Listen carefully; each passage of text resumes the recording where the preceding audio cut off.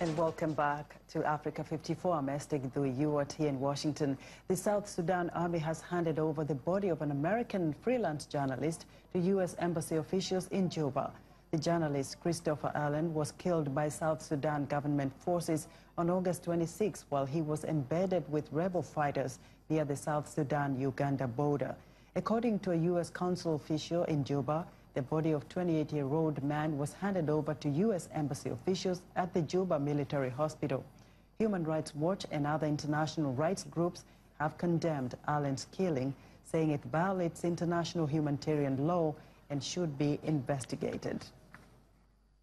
We thank the military and the MFA for releasing the body to us today, and that is all I can say. Thank you. It was brought for two purposes. One, we had wanted to know who was that white person who was killed alongside rebel fighters. We wanted to know his profession, nationality, and his identity in terms of his names. Yeah, of course, it's a sad thing of how nobody would wish that, despite the fact that he was killed in South Sudan, and he entered South Sudan illegally, definitely we regret the death because nobody intended to kill him, because if there was a room for us to rescue his life, we would have protected him and handed over after investigation. But unfortunately, he died. We regret the death of Christopher John, and we convey our condolences. The United Nations mission in South Sudan is planning to step up its peacekeeping efforts in the town of Torret, eastern Equatoria, to include foot patrols through the Sudanese towns to help protect civilians caught in a 4-year civil war in the country. Here's our report. Troops serving with the United Nations mission in South Sudan already conduct regular patrols in Torret, a town in eastern Equatoria which has been suffering from a volatile security situation with ongoing clashes related to cattle raids, intercommunal disputes and violence between armed groups involved in the South Sudanese political conflict. On a recent visit to the region, the head of the mission, David Shearer, met the Ematong state governor, where he discussed ways to improve security in the area. I mentioned to the governor that our UNMISS people, which have been moving out and on patrols, have, I think, created perhaps more stability and more confidence building. I offered more in that regard to be able to do that.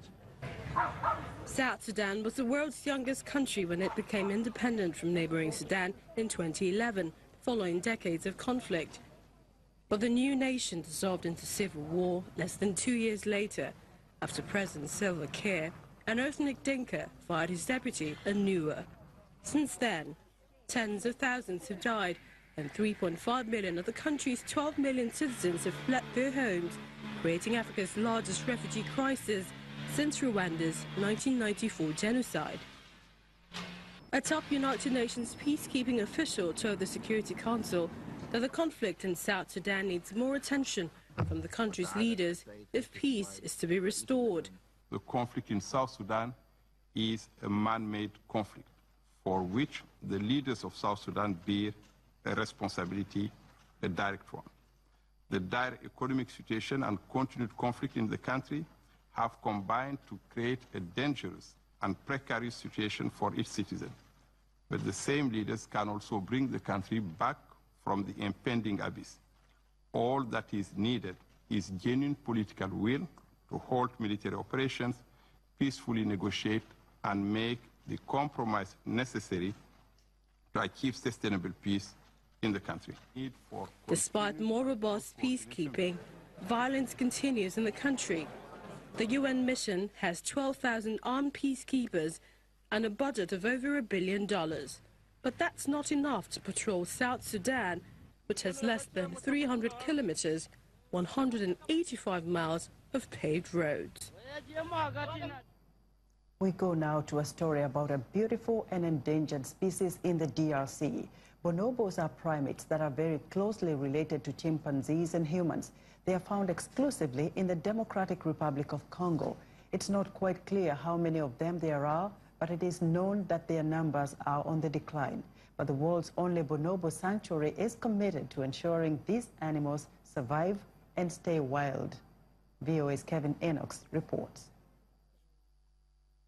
The Lolaya Bonobo Sanctuary is the world's only sanctuary for these primates. Here, orphans rescued primarily from the bushmeat trade are rehabilitated and prepared to be sent back into the wild. Every one of these animals is vital to ensuring the survival of the species. You know that bonobos are native to the DRC. They are found in natural environments and on the left bank of the majestic Congo River. And because of this, they are threatened, mainly by poaching. They are disappearing. Et de ce fait, le fait qu'il est menacé principalement par le braconnage, il est en voie de disparition. The best estimates suggest there are only between 10 and 50,000 bonobos left in the wild. The 52 bonobos now here are rehabilitated, then wander over a 35-hectare sanctuary, learning to live again on their own.